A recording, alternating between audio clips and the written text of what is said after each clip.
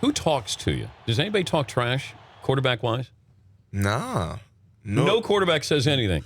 Like Brady sometimes will get into a defensive player's face and say something. I never got into it with a quarterback, but receivers all the time. Who's first and foremost there on the list that you receivers? Know you're going to have a conversation?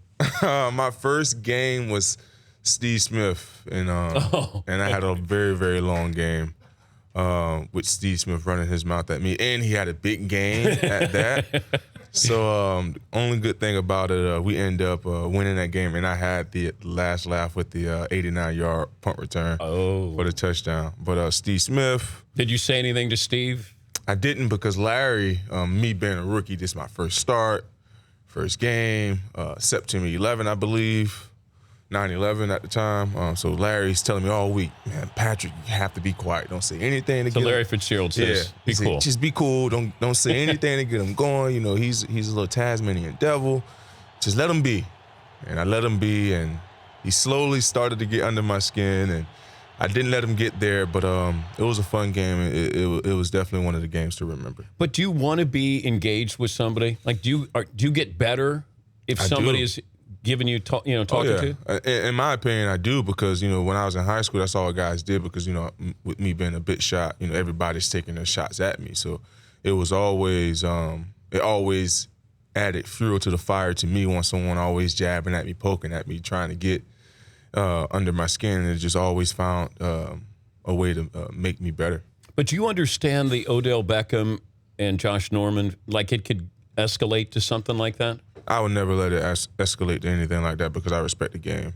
I believe, that was kind of out of hand. Oh, it was out of hand, all right. I mean, that got to be dangerous. Yeah, that's what I'm saying. So, I definitely wouldn't let it get that far, because, like I said, I definitely respect the Shield far too much, and definitely with it being a national televised game. So.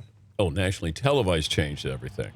No, not really, but, like I said, I definitely respect the game, and, by it being national televised, it's just more small audience watching it live, Who do you not want to see lined up next, the opposite of you? Receiver? Yeah. I take them all on. But is there one that you just say, man, I got a long day?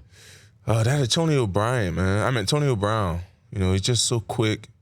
And the thing that intrigues me the most about Antonio, that he does a great job of changing his aiming point as far as a defensive back, by my aiming point being, the pec to the armpit.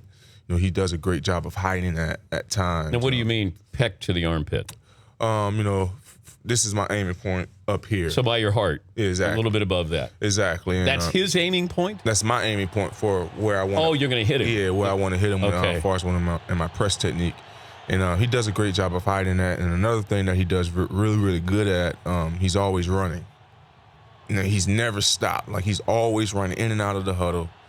And he does a great job of trying to wear and tear the defensive back down so he can have and going against him this year, and that's how I can see why he have those big games so late in games, because he does a great job of his conditioning, and he does a great job of wearing the defensive back down. He's a tough kid. He is very tough. The Dan Patrick Show, weekday mornings on Audience.